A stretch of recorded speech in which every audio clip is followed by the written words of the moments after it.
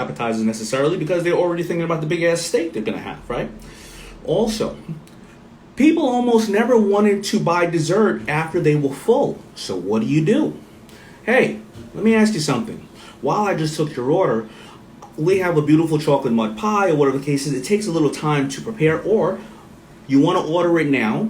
And worst scenario, if you don't want it, when your meal is over, I'll either take it off the check or you can take it home.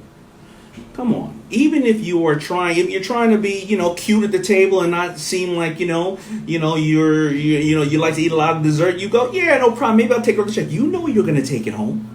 Or when you do get it and you really don't want it, you know somebody home is going to eat it, or whatever the case is. But no matter what, I didn't lose that sale. Remember, there are only 3 ways to deal with a customer: acquire a new one, upsell a current one, or make one buy more frequently. I was upselling them. I didn't have to acquire them. They were already there. So these are skills that you can learn yourself and or from any other place that you have been, and you can move forward and take it into the next business. It could be just being able to communicate more openly with people. It could be the fact that your skill set is you open up the room with a smile when you come in and you make everybody feel better. It could be the fact that you're a great listener. You're the one that everybody wants to come to. So maybe you need to be in HR, because maybe you're smart enough to realize that you communicate like your face is built.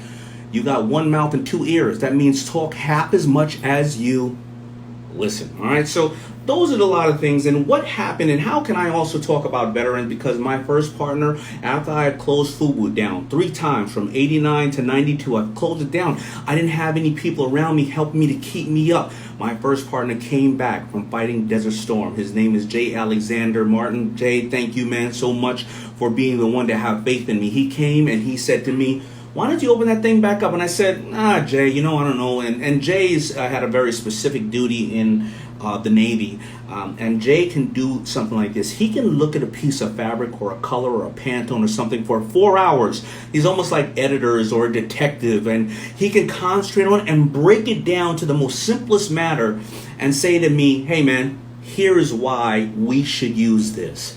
And Jay not only did that, but he came in and he showed me other things that he had learned, a skill set that he learned in our services, and he helped me bring it to Fubu to fruition. And once people saw that Jay was a part, then other people came apart. And you, of course, you have the same kind of army out there. You have people that want to get behind you. Remember, entrepreneurship is a team sport. You can't do anything by yourself. So that is my takeaway that I want to give you for the did you know and how you can apply it to yourself.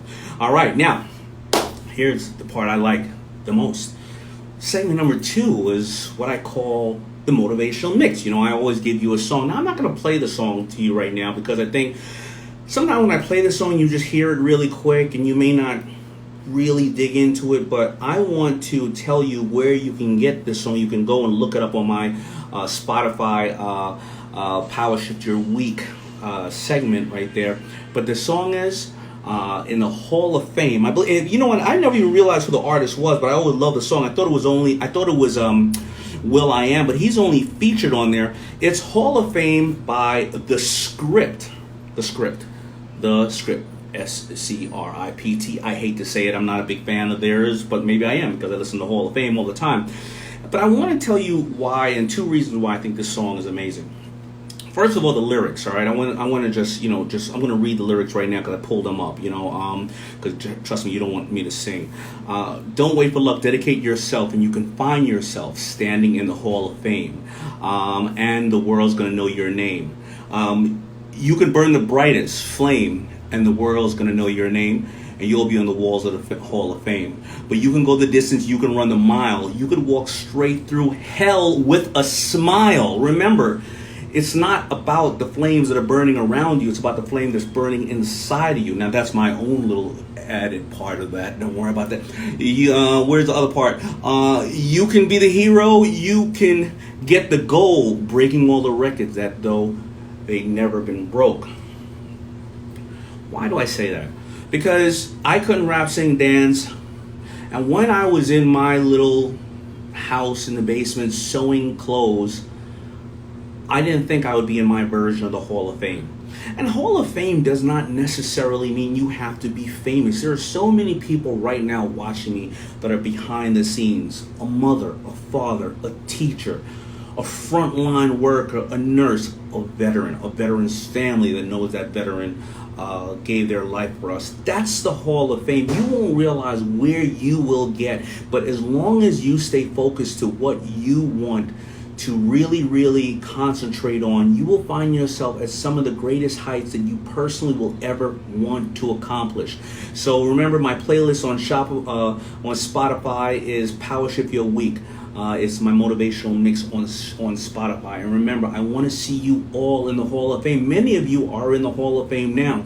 If you successfully raised a great family through many years of trials and tribulations, and you've gotten your kids to go to school, or you've been able to just make sure that your family's secure during a time like this, or right now you're busting your butt to go to work every single day and stand there where you may be at risk, you're still in the Hall of Fame. I don't want you to ever think that this is the Hall of Fame. This is the Hall of Fame. All right, so the next part I want to get to is T-Mobile for Business Fan Q&A, and I'm going to bring somebody on here. Name is Adam, and I'm going to bring somebody on here who's going to be, I'm going to do a Q&A with the person, and he has a company called Reuben's Brews, all right? And we're going to learn from him, and thank you to T-Mobile for giving me a really amazing guest that I'm going to bring on here, Adam from Reuben's Brews. Let me pull him up right here. Ooh. Oh, did you just ask me, was I on Billions last night? Did somebody just ask me that? No, you didn't. You should have, because yes, I was. Thank you, everybody, for watching Billions last night. I'm moving up in the world, right? I was on, I think, Sharknado 17. Now I'm on Billions. Isn't that amazing? I'm actually only going to speak the Queen's English from this point on. Sorry to my staff. I called every single one of you last night and said, watch me on Billions. All joking aside, it was a great honor. Going to let any one of you forget it. All right, we are waiting for Adam. Adam, what's up? Hi, how are you?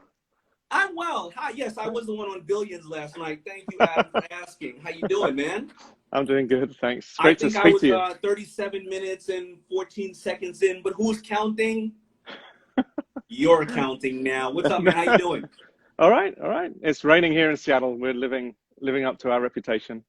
Well, you know what? I'm in Miami and it's raining as well, but you know what? You look like you are really living up your reputation because you're sitting in front of a bunch of beautiful barrels. Yep. This is our sour house. So this is our sour beer program is in this building. Yeah. All right, Adam. So let me see. Let me see, because I did write down some questions here for you, but I know that you may have a question for me. So why don't you hit me with one of your questions, and how can we can educate people who are right now listening to us? Yeah, sure. So beer is a very social industry, right? You always meet up with people over a beer, but in COVID-19, lots of bars are closed, restaurants are closed, our tasting room is closed. We've done some things to connect more with customers. It's obviously harder. Things have moved to more of a virtual world, so we've spent a lot more time on social media and our podcast, Reuben's Sightglass. But I wonder if you had any tips for how to connect with customers in the COVID-19 era, especially for industries that are more in person. Yeah, really challenging question, because every industry is different, right? You could be an industry that is obviously doing spa treatments, right? Or you could be somebody, a high touch business, or you could be somebody that is selling beer. Now, the first question is, and I think that you have a good point, you have to physically get that to people. But before you physically get anything to people, how are you educating them on the beer industry, making beer, certain things that you want them to be the smartest person in the room the next day after following you. And when you do that, what happens is they come and support you more. Now, I could tell you for certain, people are still consuming goods.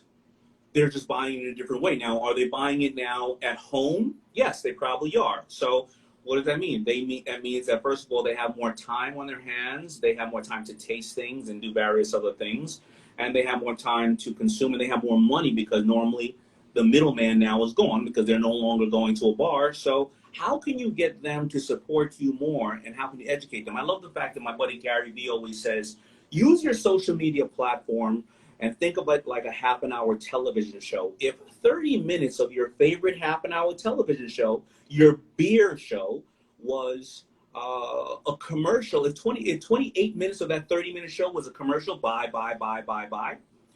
you're going to change the channel. But if Yeah. 28 minutes of that was showing you the process, was giving you taste or giving you more knowledge from not just your beer, but all beers. The 2 minutes that you're selling, or you're making a membership club, or you're making a delivery service, or you're saying whatever the case is, listen, I would think that that's when they're going to buy from you. So how are you able to educate people? Educate me right now.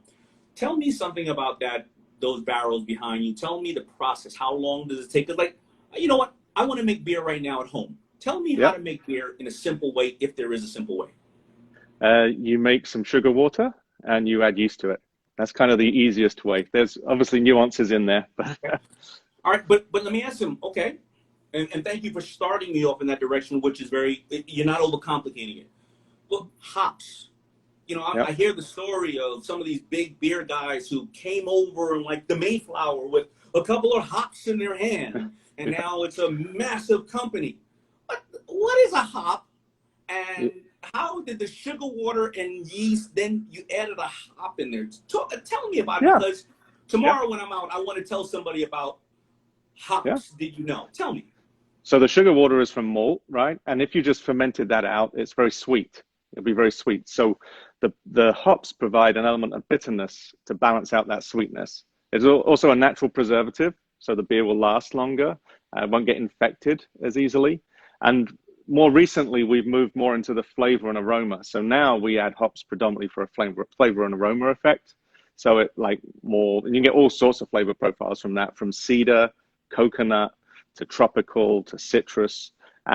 So hops, what they started as doing, providing bitterness to balance out a beer, as well as providing some sort of protection to the beer to give it some shelf stability, now is all about flavor and aroma. And what makes your beer? What is your unique selling point on the reason why people support you and they love your beer? Yeah, that's a good question, because I watch Shark Tank a lot, and in beer as an industry, it's hard to have that USP, right? So for us, we just talked about education. That's a big part of it. My co-founder, my wife, she was a teacher, so we have a quarterly educational series where people come in, which maybe we should move that to more of an online virtual thing now. But in terms of our beer, we brew the widest breadth of beer in the state. We brewed 170 different beers last year. And nice. I think there's a lot of strength in diversity, and I always want to try something new, and I think lots of people do. And then we actually have 3 different breweries, which is part of our strength, right? So we can size different batches to different things. And then the other piece is we're the most decorated brewery in the state. So we've won more awards than anybody else. So I think we proved that we can do a lot of things, and we can do them well. And I think over time that gets us a reputation of trust, right? Well, there you go, Adam. Let's break this down. The easiest thing to sell is the truth, right? And if you have 3 breweries and you have 150 different profiles and you have won medals, that means you are the truth. So you are already somebody that people can trust and people can learn from, right? So I want you to start teaching people what to do. And I love the fact that your wife is a beer drinking teacher. That's absolutely amazing, right? But how do right now, as people go out to celebrate over the next next couple of months, how do they have that big, nice, beautiful barrel in their home, maybe, and you fill it up, or is there a monthly subscription, or is there something else like that? Try to find ways, obviously, to keep providing for people. But thank you for so much of what you do, and thank you, T-Mobile for Business, for bringing on somebody that can actually give me now a better education. So now that I'm going to be going out or calling people, I'm gonna act like the beer expert. So I'm sorry if you've seen me on Shark Tank this season, using a lot of your beer knowledge. Oh, please So, you do. know, Kevin O'Leary, you always hear him. He knows so much, and it's only because he does exactly this. I'm But not going to give you any credit either. that's wine, though, right? We don't want to talk about wine. That's right. That's right. That's right. All right, man. Thank you so Cheers. much. I appreciate it, man. Cheers. Have a Thank good you. one, and Thanks for stay your time. safe. You Yeah. too. Bye.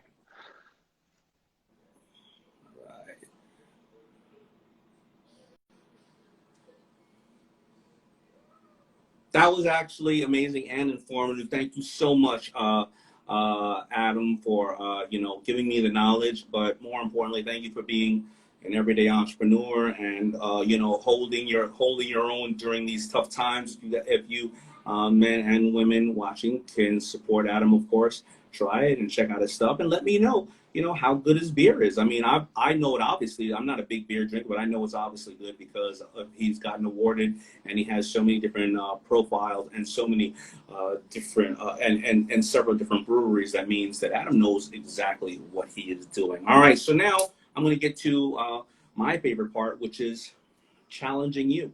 Right, my challenge of the week. So I want you to think about something that you're uniquely strong at, and I want you to identify that initiative and use that skill. And why did I choose this? I want you right now to think about that call to action of what I'm doing right now and saying, use that skill that you're really strong at and ask your team to reflect and be able to do that same skill, as well as, you know, ask your team what they're strong at and be able to, of course, you try to adapt to that.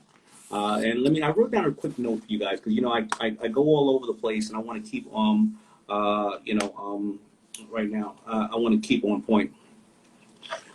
So yeah, so anyway, so what the skill is, just like I said about sales, right? I want you to take that skill set and I want you to identify that and work with your team on that, as well as find out where each one of them or your partner, your significant other, and find out where they're strong in their skill set, and you work on that as well to build, right?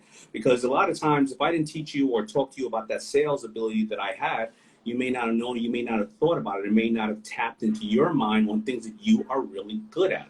Obviously, just talking to Adam, he's almost like a chemist. He's almost like a scientist, but he also enjoys the flavors. So he's really good at breaking out various different flavors and profiles that people obviously find attractive, because he wouldn't still be in business if you look at 80/20, if you look at the fact that he only probably had 5 things that do well, right? He has 150 profiles, so probably 50 to 80 of them do really, really well. That means he must be really like a mad scientist when it comes to creating really great flavor profiles of the beer. That is his skill set.